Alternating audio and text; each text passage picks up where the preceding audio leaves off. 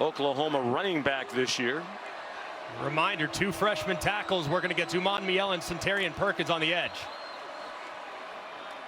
Short throw and catch. Kanak taken down by Gushikin. The clock runs after an 8-yard completion. They need 54 more yards in 35 seconds. All day to throw for Mateer. Couldn't find anybody open. And throws it away to stop the clock with 27 seconds. Will Eccles had pressure. He's had a nice day. Now an opportunity for Ben Arbuckle to communicate with his quarterback. Hey, it's 3rd and 2. You got to extend this drive. Get the first down. Get up there and execute some type of clock operation or get a play called as quickly as humanly possible. But downs over big plays here. Got to convert.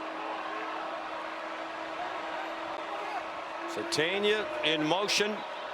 You would think they would tilt coverage toward him. Mateer scrambling away from Uman Miele. The ball is free. No whistle yet. The pressure came from Perkins. The Rebels make another huge play on defense and have the football. Recovered by Ole Miss. First down.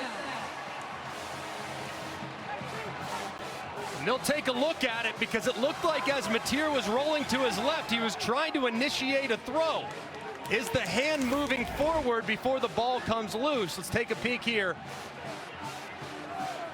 Ooh, it's very, very close. Hand is moving ever so slightly forward, but they feel as though there's enough replay evidence to overturn the call on the field. The previous play is under further review. And as they review it, let's bring in Matt Austin again. What do you think, Matt? Yeah, Sean, I definitely think that he has control of the ball and starts his hand forward before it hits the defender's arm and is knocked out. So I think this should be a forward pass. They'll come back and Oklahoma's going to get another play.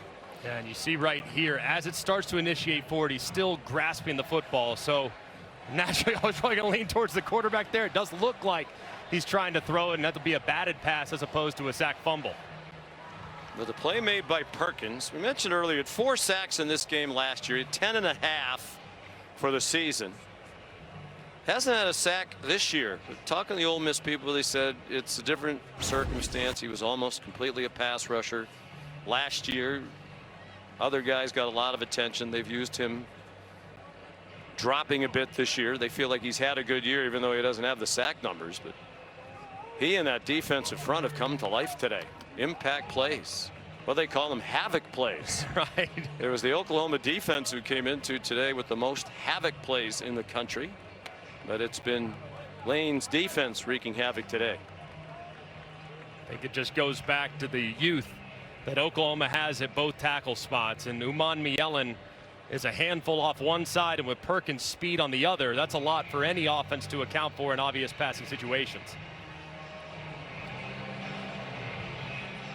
Mateer and the Sooners hoping for one last chance. It was an incomplete pass. The ball will be at the 46-yard line. It'll be 4th down. Gamecock operator, please reset the game clock to 21 seconds, please. Well done by the replay booth. Been a well officiated game. Cannot emphasize this enough. Last time on 4th down, Mateer went for the big play.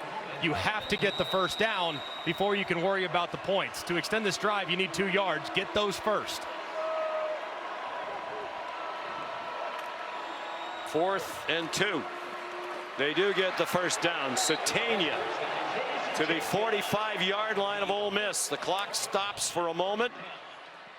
They spike it to kill it. 12 seconds to go after a 9-yard completion on 4th and 2. Now do you have to start firing toward the end zone? Yes. Now, especially on the right hash, in a perfect world, right-handed quarterback, you'd be on the left hash, give you a little more room to work to your throwing hand. So they'll probably go 3 by 1, 3 to the left. You can move the quarterback a little bit to his left, get a 15, 20-yard play, and see if you can get maybe 1 or 2 shots at the end zone. We're at the 45. And Lane Kiffin's going to use his last timeout. 30 seconds timeout. And how do you align defensively? Do you drop players way back, or do you still have to play a more conventional defensive alignment? No, I would drop way back. I would have 3, maybe 4 safeties deep. I'd probably have heels at the 20-yard line. Right now, they're sitting at about the 45. Therefore, they're 25 yards deep or so. They cannot, under any circumstances, let anything go over their head. So I would try to flush as much to the field or back into the field, excuse me, as opposed to the boundary as I could. I'd play outside leverage, forcing them back inside, and I would have heels at the 20, so I know for sure they won't get behind me. They were fractions from making a game-ending play. Mateer's arm just barely coming forward. An incomplete pass instead of the fumble that would have ended it. Keep an eye on Uman Mielen on the left-hand side. They'll have the running back over there to help with protection. Uman Mielen's at 6 tackles, 2 for a loss.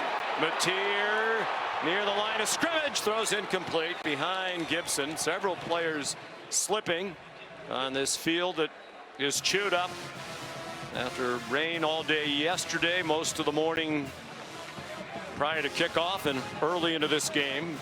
That took up half of their remaining time, so it's possible this could be the last play for Brent Venables. And they put on Ivan Carrion, who's 6'6". He's down right here in the slot. Try to throw a jump ball to their tall wide receiver. It's not otherwise a tall receiving group. Mateer steps into the throw. That's not going to reach the end zone, and it's batted down by Wyatt Williams on the last play of the game. Gushigan and his former teammate Mateer congratulate each other. Ole Miss has its first win